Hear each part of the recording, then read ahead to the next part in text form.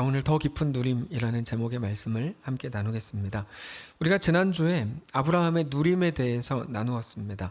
아브라함은 누구도 할 수 없을 것 같았던 결정을 했습니다. 그게 지난주 본문이었습니다.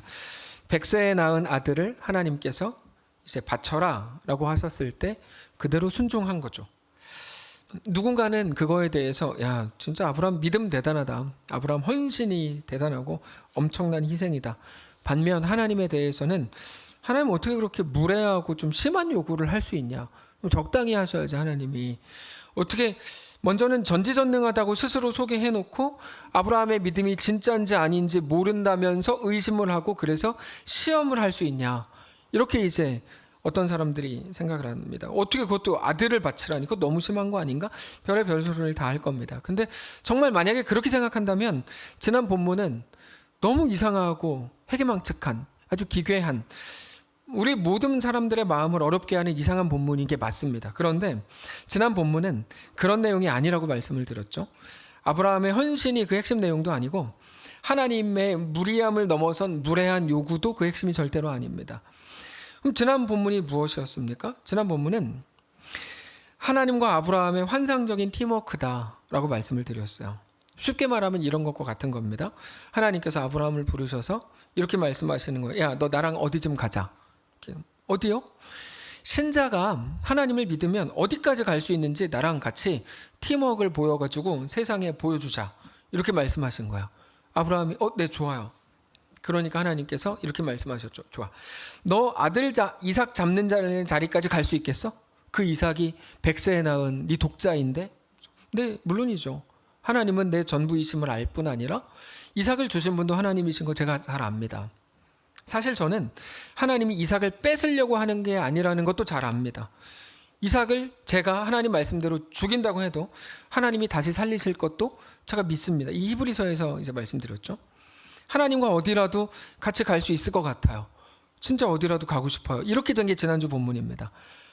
그러니까 우리가 한국어 성경에 있는 시험이라는 거기 함정에 푹 빠져가지고 뭐 어떻게 이럴 수 있어? 막 이렇게 고민하는 건 사실 어리석은 일이라 지난주에 말씀드렸죠. 그거를 보고 누림이라고 말씀드렸습니다. 무엇이 누림이죠? 너 나를 믿고 어디까지 갈 수 있는가? 네. 하나님 내 아버지시니까요. 내 왕이니까요. 내가 가는 길이 끝이 그리고 내가 가는 길의 그 상황 자체가 어떤 길인지 모르지만 상관없어요. 하나님이 나의 목자시고 나를 기르시는 나는 하나님의 기르시는 양이니까요. 하나님 이끄시는 대로 가겠습니다. 이게 지난주 본문이고 그게 누림이었다고 말씀드렸어요. 누림은 그렇게 하는 겁니다. 하나님이 나에게 주신 돈 막 여기저기 뭐 후원하고 좋은 일이죠. 그러면서 막 여기저기 뭐 좋은 데 쓰고 사람들에게 존경받고 이렇게 누림이 아니에요. 기독교 성경에서의 누림은 그렇게 안 해요. 만약에 그런 게 누림이라면 성경 다시 써야 돼요. 왜냐면 전혀 다른 내용들이거든요. 성경은.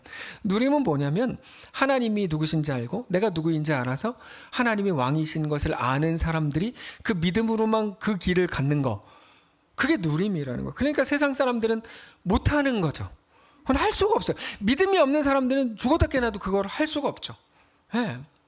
하나님이 왕이신 거, 하나님이 주인이신 거, 하나님이 나를 가장 사랑하시는 거, 하나님이 너무너무 크신 분인 것을 아는 거, 하나님이 내 전부이신 걸 알고 믿는 사람만 갈 수 있는 자리가 있는데 그 사람만 할 수 있는 결정이 있는데 그런 선택을 자기 인생 속에서 마음껏 해나가는 거, 그게 누림이라는 겁니다. 이게 놀라운 거죠. 왜 놀라운 거냐면 사람들이 그걸 보면서 깜짝 놀라거든요. 아마 제 지금 설명을 들으면서도 뭐야 막 내가 잘못 왔네 이렇게 생각하는 분들 계실지도 몰라요. 사람들 놀라거든요. 손가락질하는 사람들도 분명히 있을 거예요. 심지어 교회 안에서도 야 신앙이라는 거 그거 그냥 적당히 먹고 살 때 하는 거지 너 그 정신 차려 뭐 이렇게 할지도 몰라요. 그러니까 사람들이 깜짝 놀라는 혀를 찰지도 몰라요.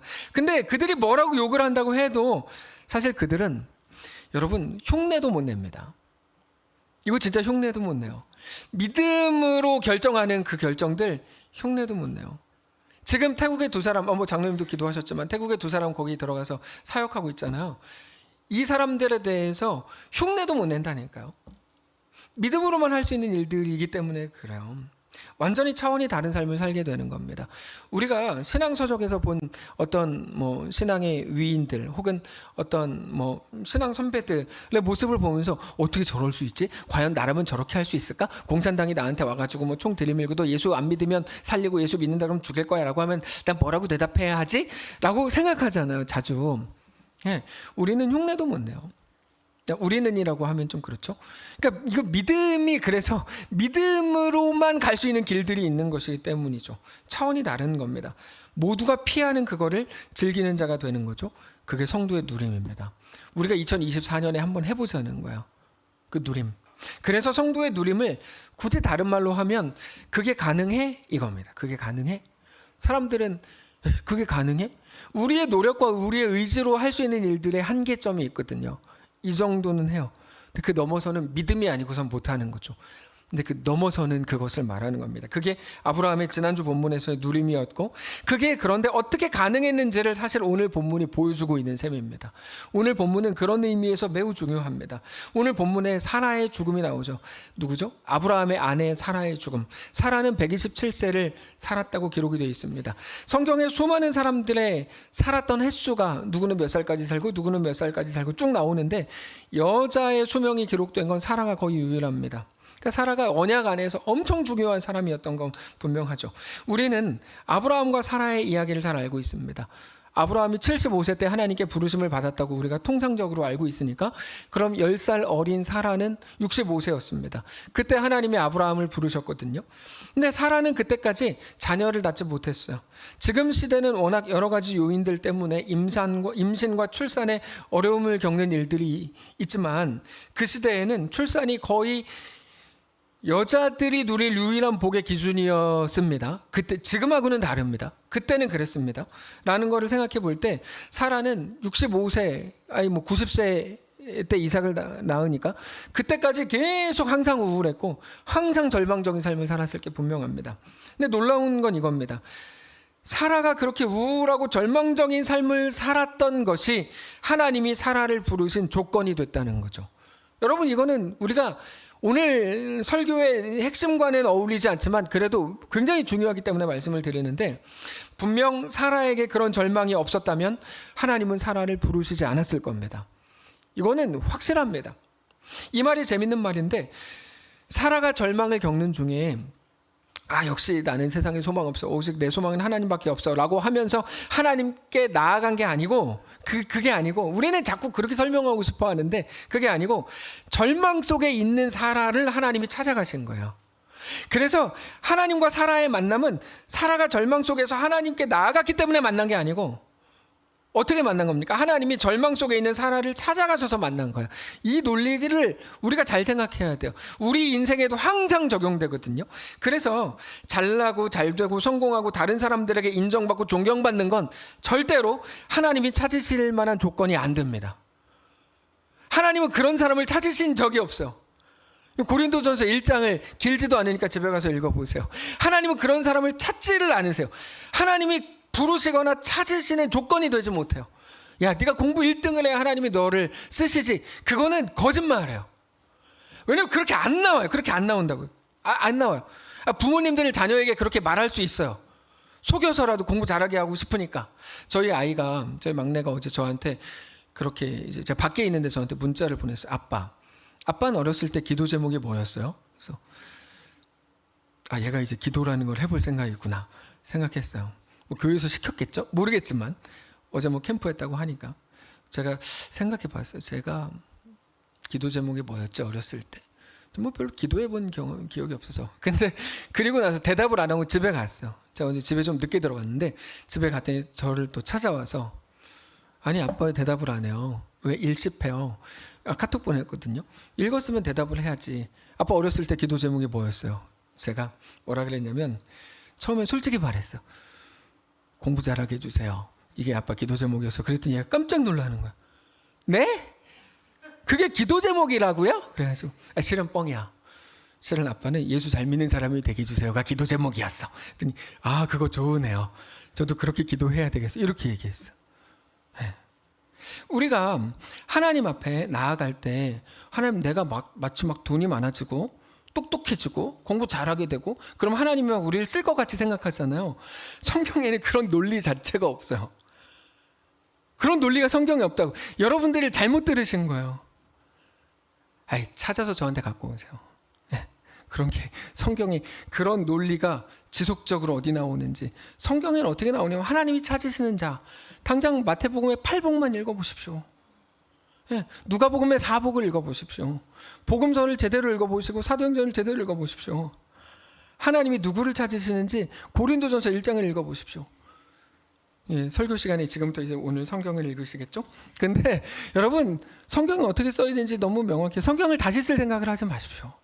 세상 논리와 그리고 세상 가치관으로 푹 빠져서 성경을 자꾸 외면하거나 왜곡하려고 하지 마시고 있는 그대로 보세요. 하나님은 약하고 부족하고 절망 속에 있는 그 사람을 찾아가세요. 그게 한나의 기도고 마리아의 기도예요.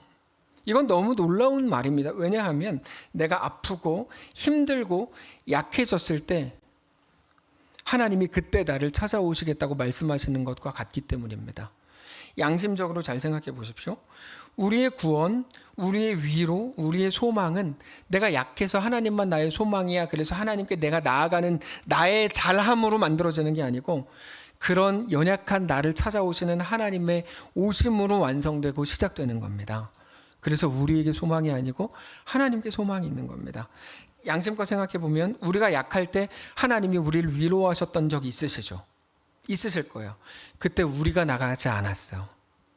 우리는 하나님께 나아갈 실력이 없고 하나님께 일어설 기력도 없는데 어떻게 하나님께 나아갈 기력이 있어요? 그렇지 않아요. 하나님이 그때 먼저 찾아오신 거예요. 우리는 가끔 오버하죠. 그래서 내가 나간 거야. 연약할 때. 안 그래요. 하나님이 우리에게 마음을 주시고 성령으로 찾아오신 거예요. 왜냐하면 하나님이 우리에게 다가오시는 그 통로가 우리 연약함이거든요. 우리는 하나님께 나아갈 힘조차 없었습니다. 하나님이 찾아오셨던 거죠. 그래서 오늘 우리에게 동일하게 말씀하시는 거예요. 사라가 그랬습니다. 사라의 심각한 절망이야말로 하나님의 부르심을 입은 유일한 이유였습니다. 자, 사라의 모든 역사를 잘 알았던 아브라함은 그런 아내를 먼저 떠나보내면서 먼저 오늘 본문을 보니까 엄청나게 슬퍼했습니다. 아브라함의 슬픔을 아는 모든 사람들이 아브라함에게 모여들었습니다. 그리고는 해쪽 속 사람들이 아까 이제 성경 읽으실 때 그렇게 힘들어 하셨던 해쪽 속 사람들이 아브라함에게 이렇게 말했어요. 당신은 우리의 위대한 리더입니다. 그러니까 우리의 땅 중에 가장 마음에 드는 장소를 당신에게 드릴 테니까 그거를 취해서 사라를 장사하십시오. 5절에 보면 이렇게 되어 있어요. 해쪽 속이 아브라함에게 대답하여 이르되 내 주여 들으소서. 당신은 우리 가운데 있는 하나님이 세우신 지도자이시니 우리 묘실 중에서 좋은 것을 택하여 당신의 죽은 자를 장사하소서. 우리 중에서 자기 묘실에 당신의 죽은 자 장사함을 금할 자가 없으리이다. 고마운 일이죠. 고마운 일입니다. 아브라함 역시 그들의 그런 태도에 대해 굉장히 고맙게 느꼈습니다. 너무 고맙다. 그래서 아브라함이 생각해낸 곳이 막벨라 굴이었습니다. 유명하죠. 마므레 상수리 앞에 있는 막벨라 굴.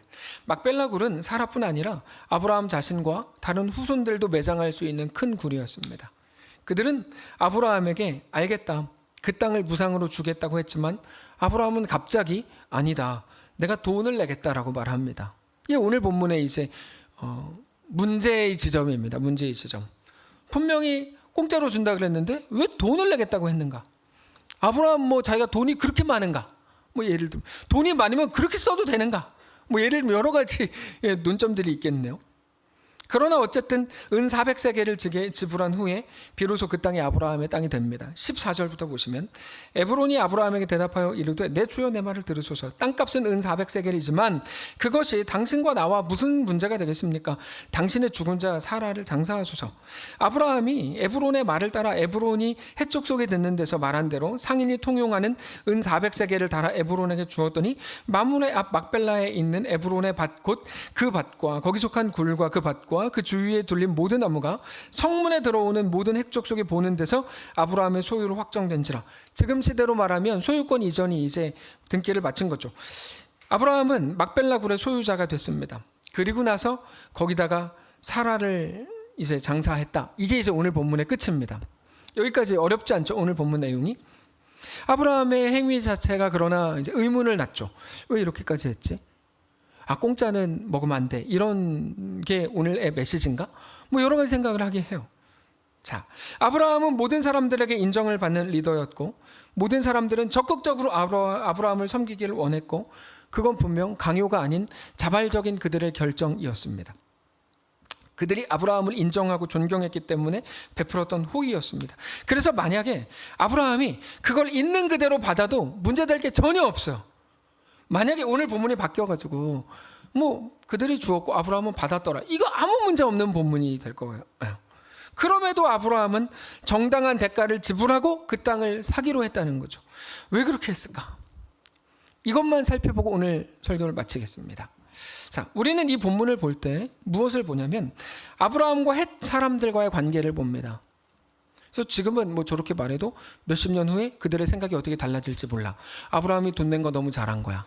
후회될 일을 막은 거야. 뭐 예를 들면 후환을 뭐 막았어. 뭐 이런 식으로 해석할지도 몰라요. 근데 그렇지 않습니다. 아브라함은 이 모든 일들 속에서 겉으로 눈에 보이는 관계나 그런 정황이 아니고 하나님과의 관계 속에서 지금 이 모든 일들을 보고 있었던 겁니다. 그래서 돈 낸 겁니다. 자, 하나님과의 관계를 본 거랑 돈 낸 거랑 무슨 상관이에요? 또 이렇게 질문하실 수 있겠죠. 먼저 하나님과 아브라함의 관계. 아브라함과 하나님의 관계는 언약 관계입니다. 하나님은 아브라함에게 약속을 주셨고 아브라함은 그 약속을 붙들고 최소 25년을 왔습니다. 제가 일부 예배 때 이거 설교했는데 일부 예배에 오셨던 분들이 하나도 못 알아들으셨어요. 제 눈치를 보니까. 그래서 제가 조금 더 구체적으로 설명드릴 작정이에요. 일부 예배 드린 분들에게 죄송합니다. 자, 근데 정말 그래요. 하나님의 약속이 무엇이었습니까? 하나님의 약속은 내가 자식 줄게가 아니었고 하늘의 별, 바다의 모래와 같을 것인데 그들을 통해서 결국 하나님의 구원이 완성될 거야. 이게 이제 하나님이 아브라함에게 주신 약속이었어요. 언약이었고. 그거를 위해서는 지금 당장 사라가 묻힐 땅이 필요한 게 아니었고 자기도 묻히고 자기의 후손까지 묻힐 곳이 필요했어요. 아브라함은 하나님의 언약을 기억하고 있었기 때문에 단지 사라가 죽어서 사라를 어디다 묻을까가 아니에요. 지금 아브라함은 하나님과의 언약 관계 안에 있으니까. 특별히 오늘 본문 19절을 보면 마므레는 곧 헤브론이다 이런 표현이 나옵니다. 헤브론은 나중에 다윗이 왕으로 기름 부음을 받는 곳이죠. 다른 장소들도 그렇지만 하나님의 언약에 있어서 매우 소중한 곳이기도 합니다.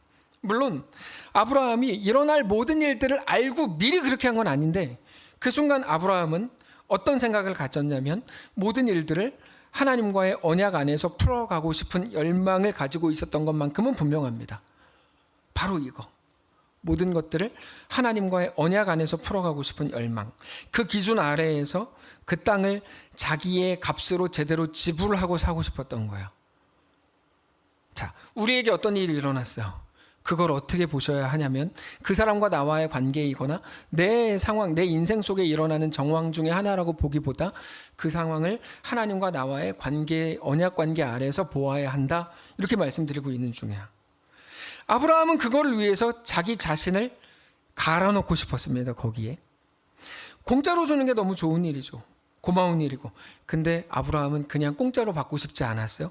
어떻게든 자기가 거기 들어가고 싶었던 거야. 이 열망을 모르는 사람들은 모를 수도 있어요. 근데 아는 사람들은 알 수도 있어요. 자기가 직접 들어가고 싶은 거예요.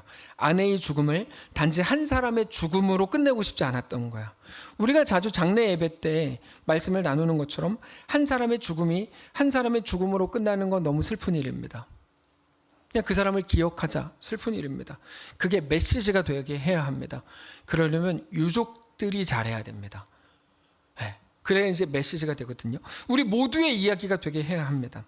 하나님과의 언약 속에서 바라보는 거죠. 하나님의 언약이 진행되는 그 일에 그래서 아브라함은 지금 자기 돈을 넣고 있는 거고 자기 시간과 자기 생명과 자기 전부가 들어가기를 원했던 거죠.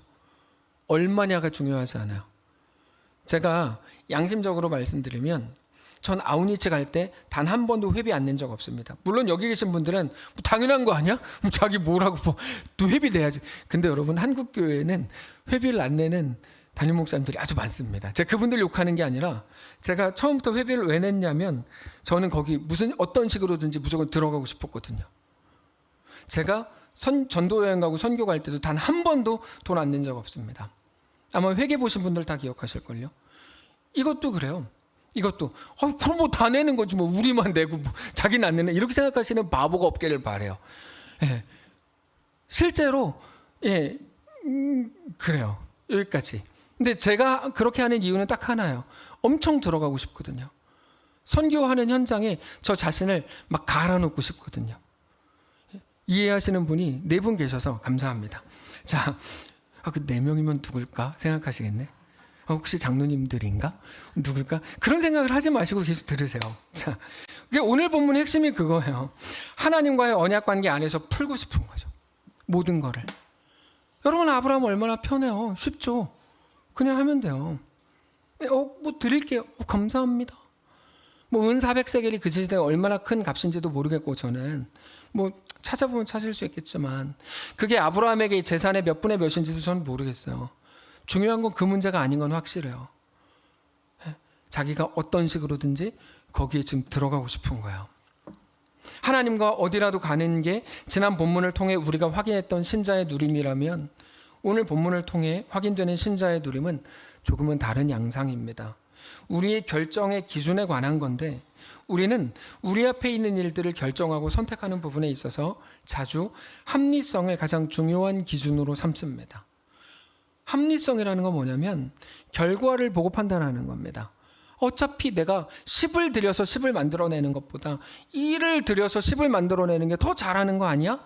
라는 합리성인데 신앙에서는 그게 굉장히 강력한 함정인 거죠. 그건 신앙에서 너무 큰 함정이에요.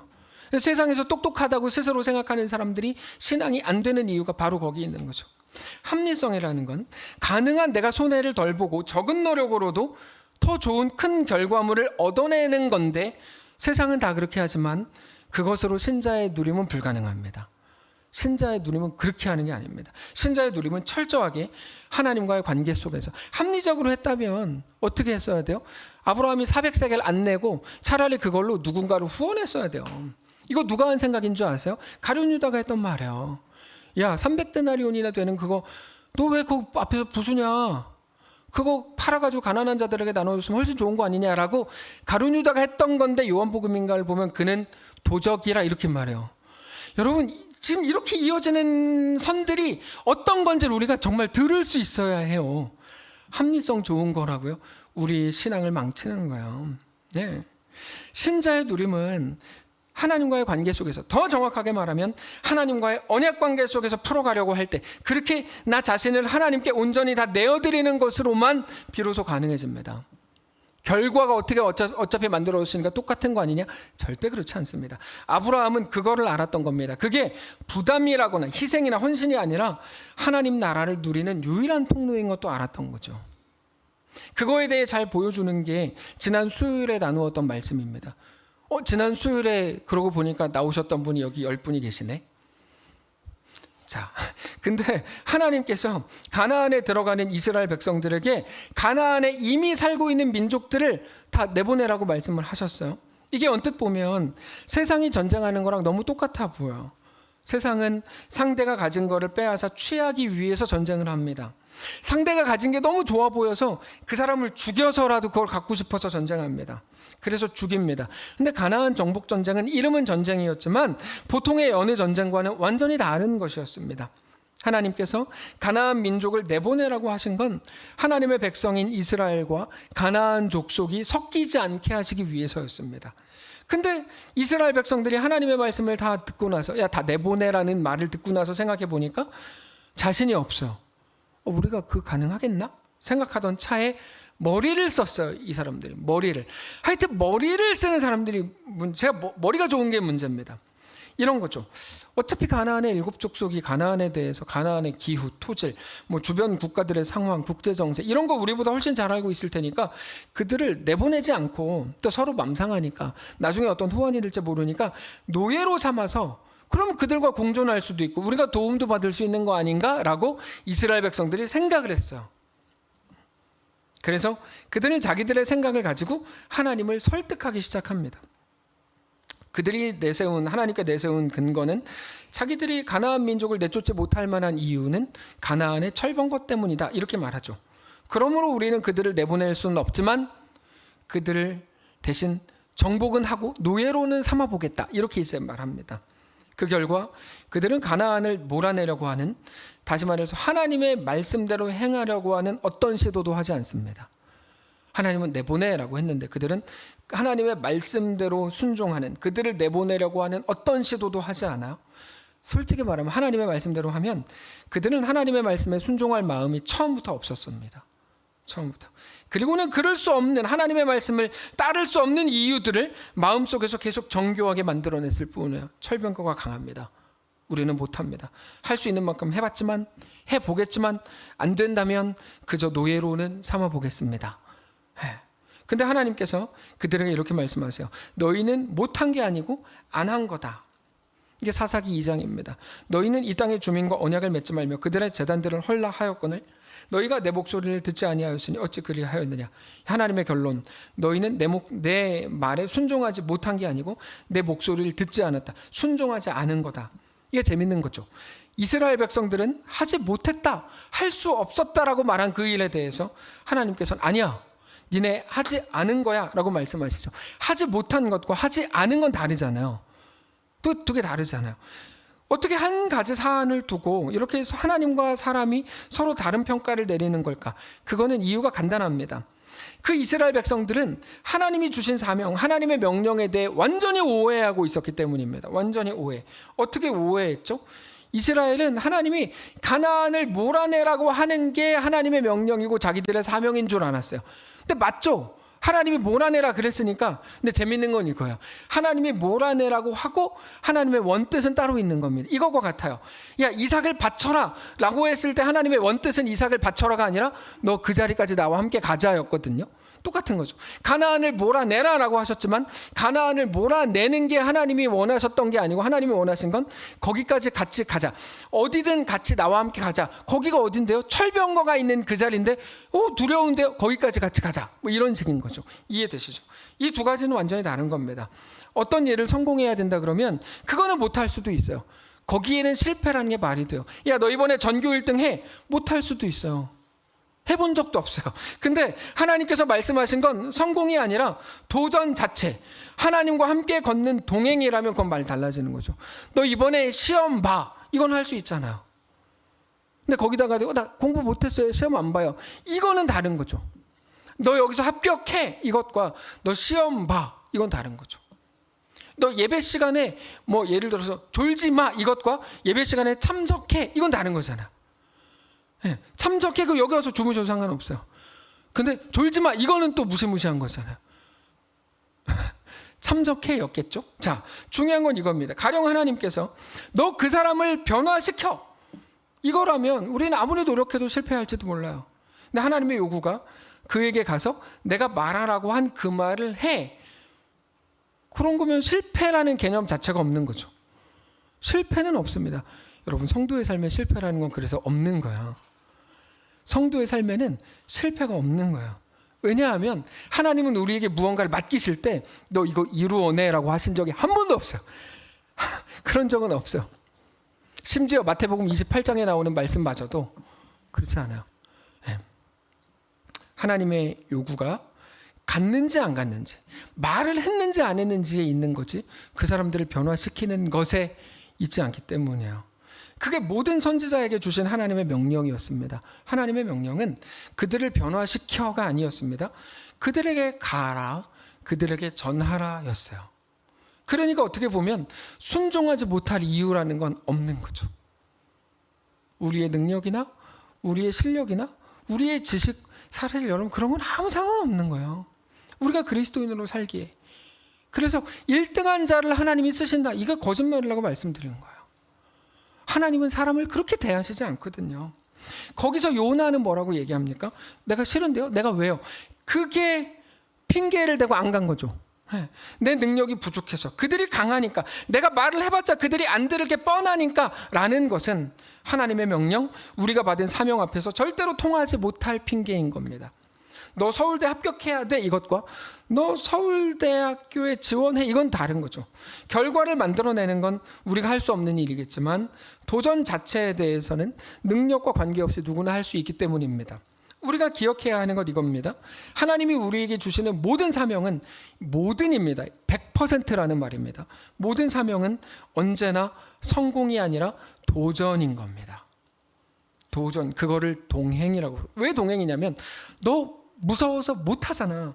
내가 너와 함께 할 테니까 나랑 같이 가자. 이래서 동행인 겁니다. 이거 이해가 되실 수도 있는데, 하나님이 너와 함께 할 거니까 너 나 믿고 거기로 가자. 그래서 동행이에요. 그래서 하나님께서 주시는 모든 명령들 뒤에 걱정하지 말고 두려워하지 말고 담대하라 내가 너와 항상 함께 하리라가 꼭 나오는 거예요. 하나님의 모든 명령은 언제나 동행이라니까요. 하나님께서 모세에게 너 바로에게 가라라고 하셨어요. 그걸 부르심이라고 부르죠. 부르심은 야 이렇게 부르는 게 아닙니다. 하나님의 부르심은 뭐냐면 언제나 이겁니다. 나와 함께 여기 좀 가자. 이게 부르심이에요. 하나님이 아브라함을 불러서 이삭을 바쳐라 라고 하신 게 그래서 부르심입니다. 너 나랑 같이 이삭을 바치는 자리까지 갈래? 하나님의 부르심은 언제나 그렇게 갑니다. 모세는 그때 뭐라고 말하죠? 갈 수 없습니다 라고 말하죠. 모세의 오해, 역시 부족한 모세. 모세는 못한다고 말해요. 너 왜 못해? 하나님 생각을 해보세요. 사람들이 내 말을 믿겠습니까? 하나님은 야, 네 말을 믿게 해 라고 한 적도 없거든요. 근데 괜히 자기가 못하겠대. 모세 좀 이상해요. 사람들 내 말 믿겠습니까? 나는 말도 못하고 힘도 없고 실력도 없습니다. 하나님께서 이렇게 얘기하세요. 야 너한테 그냥 가라 그랬지. 너 오버 좀 하지 마. 죄송합니다. 감정을 실어서. 너 거기다가 내가 가라 그랬지. 뭐 바로를 내가 뭐 너한테 변화시키라 그랬냐? 이렇게. 근데 모세는 바로를 변화시켜야 된다고 생각하니까 못하겠다는 거야. 근데 하나님께서 이렇게 말씀하시죠. 내가 말 잘하는 네 형 아론을 붙여줄게. 내가 지팡이 줄게. 내가 너와 함께 할게. 여러분 이해가 되시지 않아요? 무슨 말입니까? 그러니까 가라. 왜 자꾸 보내려는 거예요? 나와 함께 가자. 나와 함께 가자. 왜 가면 뭐가 되는데요? 내가 여호와 하나님인 걸 너가 먼저 보게 될 거야. 여러분 모세가 제일 먼저 봐요. 아무한테도 보이기 전에 모세가 지팡이 던졌더니 뱀이 되고 다시 보니까 또 지팡이 되고 막 별일 다 일어나거든요. 그래서 지난 송구영신 축제 때 우리 현근이가 우리 현근이가 어디서 왔는지 모르겠어요. 제가 어디서 오냈지? 근데 현근이가 불렀던 찬송가 302장의 3절 가사, 많은 사람이 얕은 물가에서 저 큰 바다 가려다가 현근이가 이렇게 했어요. 찰싹거리는 자급한도 보고 마음 약하여 못 가네. 저는 저 부분을 저희 집에서 저 영상을 계속 돌려봤거든요. 저희 집의 토론 주제, 현근이는 어디서 온 걸까? 계속. 하여튼 계속 그랬어요. 근데 그게 많은 사람이 얕은 물가에서 저 큰 바다 가려다가 고작 본 게 찰싹거리는 작은 파도예요. 그래서 마음이 약해서 못 가. 이게 그리스도인들이 가질 최고의 비참함입니다. 사탄이 가장 원하는 거. 여러분 어떤 분들은 오해하시더라고요. 사탄이 우리를 막 이렇게 힘들게 한다고 생각해요. 안 그래요. 사탄이 뭘 우리를 힘들게 해요. 사탄은 우리에게 하는 게 딱 하나예요. 우리에게 생각을 여러 가지 넣어줘서 결론적으로 한 발자국도 못 움직이게 하는 게 사탄이 하는 거예요. 왜냐하면 하나님의 이끄심과 정반대 방향이거든요. 하나님은 야 일단 뭐라도 해. 일단 시작해. 너 걸을 수 있어. 계속 말씀하세요. 근데 사탄은 너 못하잖아. 지금 네 상황을 봐. 이 멍충아. 막 그러면서 막 얘기하는 거죠. 그러므로 넌 가만히 있어. 근데 그걸 또 우리가 기도로 해요. 하나님 아무 일도 일어나지 않게 해주시고 온실적의 화초처럼. 여러분 그건 아주 이상한 기도예요. 우리가 기도해야 되는 건 주님 내가 더 움직이게 해주시고 나에게 힘을 주시고 나를 하나님의 사람으로 세우셔서 담을 뛰어넘는 자가 되게 해주시고 온 열방을 향해 나가게 해주시고 막 이렇게 막 기도가 막 가야 되는데 하나님 아무 일도 일어나지 않게 해주시고 오늘 내가 이불 밖은 위험해. 이불 속에서 가만히 아무 상처도 받지 않게 해주시고 아무 어려움도 겪지 않게 해주시고. 그거는 여러분 진짜 기도 잘못하는 거예요. 죄송하지도 않아요. 그런 거는 잘못한다 그래도 잘못하시는 거예요. 여러분 그리스도인들이 가질 최고의 비참함은 찰싹거리는 작은 파도 보고 마음 약하여 못 움직이는 겁니다. 우리는 돈이 없어서 비참한 게 아니고 몸이 약해서 비참한 것도 아닙니다. 하나님이 나와 함께 가자라고 하시는데 온갖 현실적인 이유들을 가지고 그러므로 그걸 할 수 없다고 말하는 그것이 가장 성도의 비참함이죠. 하나님께서는 야 너 눈에 보이는 그거 보지 말고 하나님을 봐라. 야 내가 여호와다. 내가 너를 지었다. 여러분 이거 100번 들은 거 아닙니까? 내가 창조주다. 내가 전능한 하나님이다. 야, 나는 무에서 유를 만든다. 이거 하다가 상처받으면, 야, 상처가 문제냐? 놈식이야. 그러면서 나는 죽은 자도 살린다. 하나님이 성경에 계속 얘기하시는 거 아니에요? 뭐가 두려워가지고 우리는 뭐 상처, 뭐가 두려워가지고 막, 저는 그러고 있는 걸까요? 뭐가 두려워서. 네? 자, 그러면 이렇게 질문하시겠죠. 오케이, 알겠습니다. 그럼 진짜 가기만 하면 되는 겁니까? 그거는 아니겠죠. 가기만 하면 뭐 하겠어요. 모세가 바로 앞에 가서 그냥 삐죽삐죽 서 있어. 뭐야, 그건 아니죠. 거기 가서 하나님이 하라고 하신 거를 하면 되는 거겠죠. 네. 왜요? 결과물을 만드는 분은 하나님이시니까. 저는 그래서 많은 성도들이 막 도전을 하거든요. 근데 정말 너무 기대가 돼요. 그냥 예를 들면 누가 어떤 학교에 합격했어요. 대학교에 들어갔어요. 그러면 야, 너 진짜 복 받았다라는 생각이 1도 안 들고, 하나님은 너를 통해 무슨 일을 하실까? 너에게 뭘 보여주실까? 저는 그게 막 기대가 돼요. 근데 가끔 바보 같은 애들은 거기 들어간 게 복인 줄 알고 그냥 거기서 막 꽐라로 살다가 MT, OT 꽐라 살다가 그냥 이렇게 하는 거예요. 그게 최악이죠. 근데 하나님이 거기서 나에게 뭐를 보여주시고 하나님의 하나님 되심을 얼마나 놀랍게 보여주셔서 나로 하여금 감격하게 하실까? 이게 막 기대가 되는 거예요. 하나님이 가자고 한 그 자리로 가서 하라고 한 일을 하면 됩니다. 왜요? 놀라운 일은 하나님이 행하실 거거든요. 우리는 거기서 하나님이 이루시는 놀라운 일을 보고 놀라고 감격하는 역할을 맡은 것, 그게 성도입니다. 그 성도의 누림입니다. 그 사실을 알게 될 때, 만약 이스라엘 백성들이 말했던 것처럼 상대에게 철병거가 있다면, 여러분 이건 정말 놀라운 표현입니다. 그건 우리가 더 놀라고 감격할 조건이 되는 것이지 우리가 가지 못할 이유가 되는 게 아닙니다. 지금 내 상황이 이렇고 내가 이렇고 이게 더 힘들고 이렇잖아요 라고 하는 건 그러므로 못해요가 아니라 그러므로 하나님의 행하심은 얼마나 더 놀라운 걸까요? 전 정말 기대가 되네요. 이렇게 가야 되는 거죠. 네. 뭐 이번에 뭐 선교 여행 가는데 돈이 없어서 못 가는 분들 계시다면서요. 돈이 없어서 못 가는 게 말이 됩니까? 저는 그 얘기를 듣고 죄송합니다. 씨라 그래서. 근데 말이 되냐 이게? 돈이 없으면 돈을 달라고 사람들을 찾아다니든지. 좀 더 할게요. 아니면 대출을 하든지 뭘 해서라도 마음은 있는데 돈이 없어서 못 가. 많은 사람이 얕은 물가에서 저 큰 바다 가려다가 찰싹거리는 작은 파도 보고 마음 약하여 못 가네. 뭐 말이 되는 소리를 해야지 라고 저는 생각합니다. 이 설교를 들을 때 제발 딱 5분만 마음이 움직여서 목사님 저는 못 가지만 120만 원 내겠습니다 라고 하는 사람이 나와의 정상인 교회죠. 어차피 내가 못 가는데 내가 미쳤다고 그 돈을 내? 이거는 비정상적인 교회죠. 이거 비정상적인 교회예요. 여러분 무슨 말씀을 드리는지 이해가 되세요? 하나님께서 우리에게 말씀하실 때 상대에게 철병거가 있다면 우리가 더 놀라고 감격할 조건이 될 뿐이다 이거죠. 하나님의 스토리는 다 그렇게 쓰여지는 거죠. 내가 다 준비했어. 100. 그리고 놓고 어떤 일을 이뤘어요. 100. 그게 무슨 은혜예요. 그게 뭐냐고 그게. 하나님의 행하심은 우리 데이터로 절대로 꽉 차 있지 않습니다. 여러분 변수가 상수인 거예요. 하나님의 역사죠. 변수가 상수다. 놀라운 말이죠.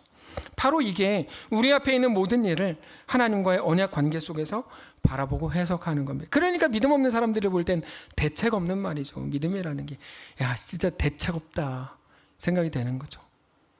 저도 알아요. 대책 없다고 생각하는 분들 계신 거 저도 아는데 믿음으로 행하자. 믿음으로. 다만 거기서 우리 자신을 하나님께 내어드리는 겁니다. 자발적인 하나님의 종이 되기로 하는 거죠. 결국에 하나님이 무엇을 원하시는가? 하나님의 명령은 무엇인가? 너무 선명해졌습니다. 같이 가자입니다. 동행하자. 그런데 이스라엘 백성들이 착각했던 게 뭡니까?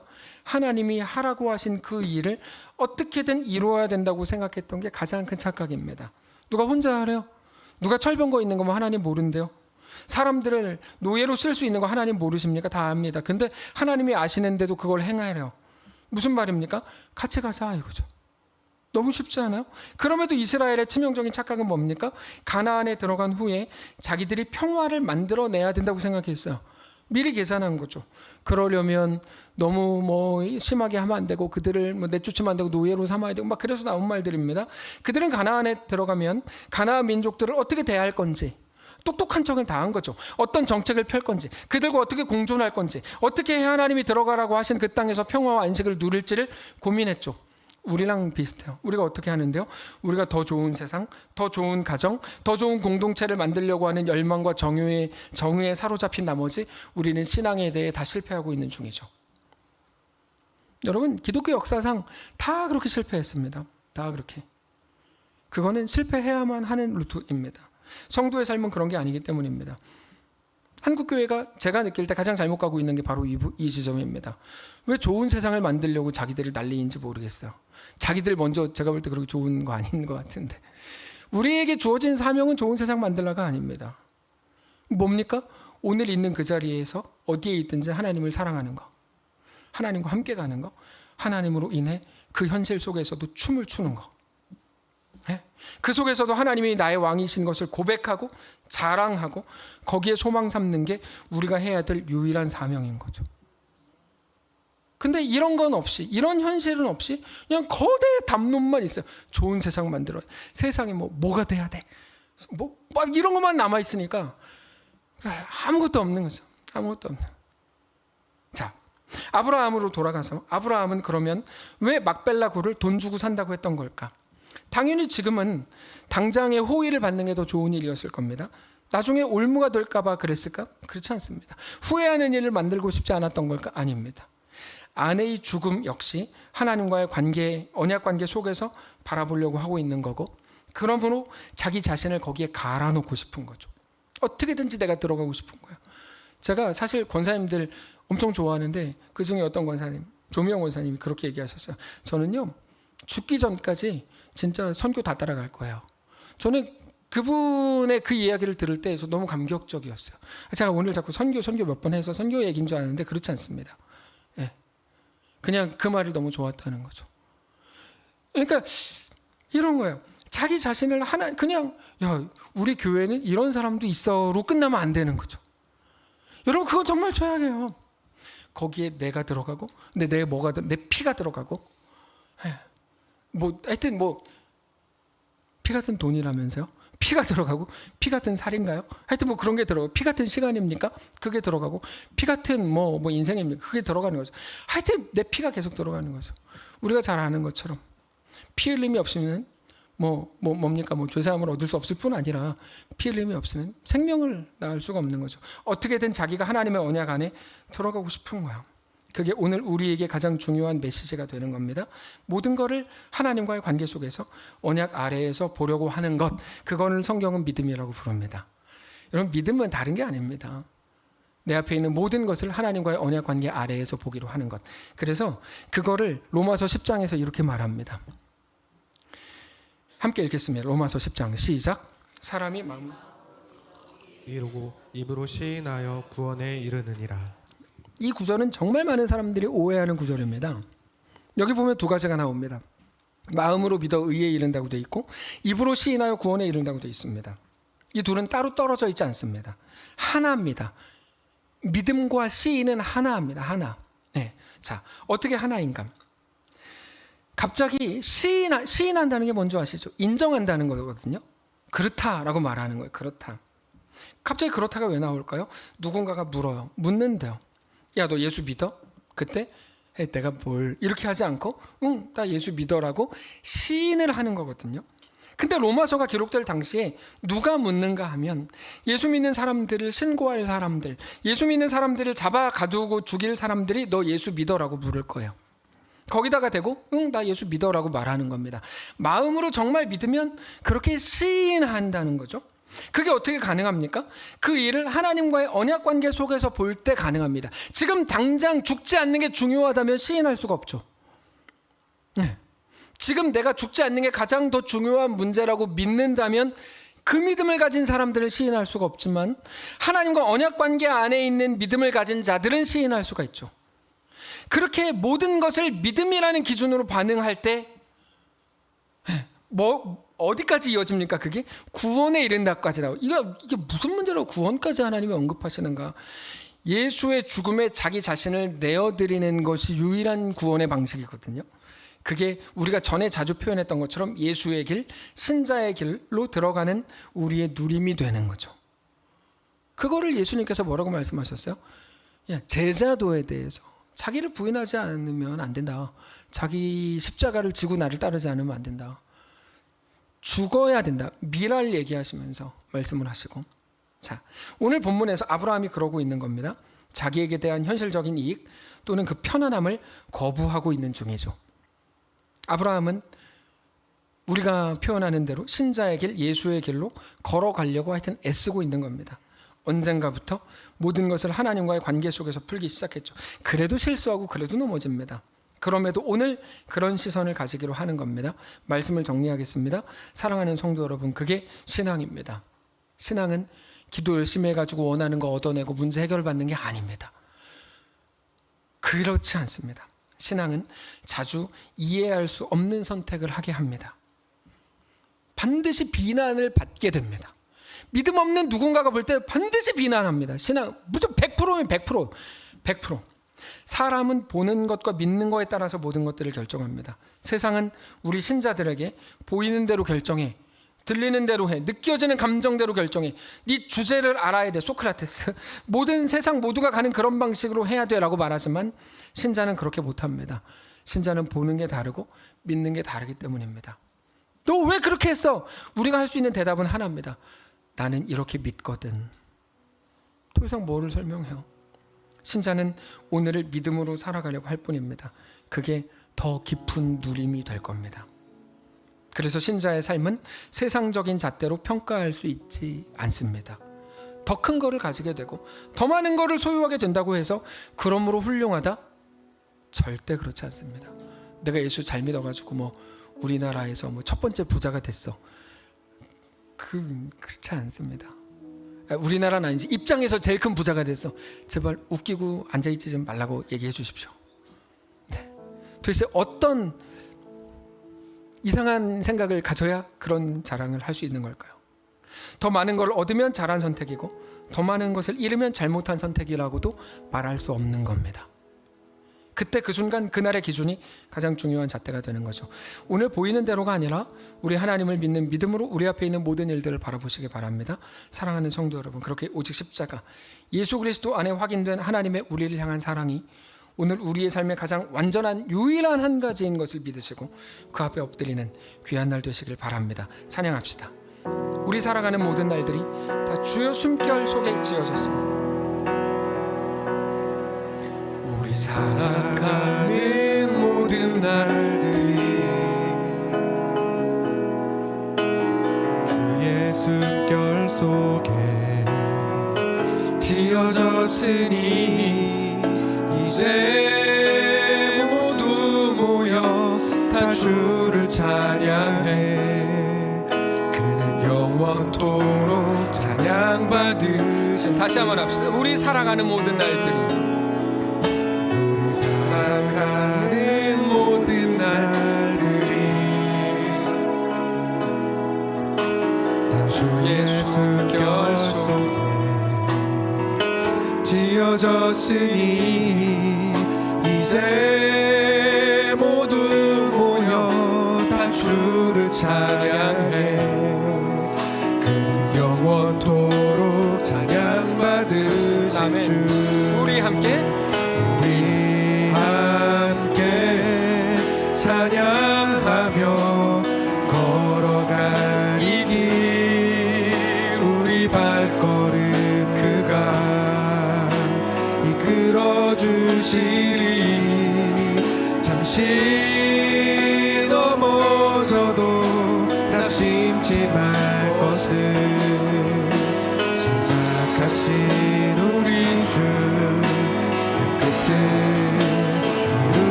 그 끝을 다시 합시다. 우리 함께 찬양하며 찬양하며 걸어갈 이 길, 우리 발걸음 그가 이끌어 주시리. 다시 넘어져도 낙심치 말 것을 생각하신 우리 주 끝을 이루어주시리. 우리 한번 눈 감고 잠시 기도하고 생각하고 묵상하는 시간 갖기를 원합니다. 우리가 하나님을 만나고 말씀을 들을 때 가슴이 뜨거워지지만 한 걸음을 내딛지 못하는 이유는 내가 한 이 결정 때문에 나만 힘들어지는 게 아니라 다른 많은 사람들 같이 힘들어지는 거 아니야? 아, 내가 옛날에 상처받았던 기억이 있는데 그게 또 다시 이렇게 되는 거 아니야? 하여튼 온갖 찰싹거리는 파도들 때문일 겁니다. 그래서 지금 우리가 방금 전에 했던 이 고백이 너무 귀한 겁니다. 우리 발걸음 그가 이끌어 주시리. 잠시 넘어져도 낙심치 말 것은 시작하신 우리 주 그 끝을 이루어 주시리. 하나님이 누구신지 내가 누구인지 고백하는 우리 잠시의 시간을 갖게 했습니다. 기도합시다. 살아계신 하나님, 하나님이 누구신지 매일같이 확인하게 하옵소서. 눈앞에 보이는 내 감정과 내 상황과 내 현실이 너무 커 보여서 하나님이 누구신지조차 잊어버렸던 우리를 불쌍히 여기시고 이제는 다시금 주 앞에 나아가 매번 말씀을 통해 자연 만물을 통해 내 앞에 일어나는 모든 일들을 통해 하나님이 내 아버지고 나는 그분의 양이고 그분의 백성이고 그분의 자녀인 것을 확인하여 그렇게 우리에게 주어진 모든 길들을 담대히 넉넉히 걷는 그렇게 또 한 해를 누리는 우리 모두의 삶이 되게 하시옵소서. 감사드리며 우리 주인 되신 예수님의 이름으로 기도합니다. 아멘. 이제는 우리 구주 예수 그리스도의 은혜와 하나님 아버지의 다함없는 사랑과 성령의 교통인도 역사 위로 함께 하심의 은사가 이 시간 주를 바라보며 예수 안에 허락된 그 길을 믿음으로 담대히 걷기를 소원하는 사랑하는 모든 성도들 머리머리 위에 그들의 가정 위에 자녀들 위에 사랑하는 이 교회 위에 이제로부터 영원까지 함께 계실지어다. 아멘.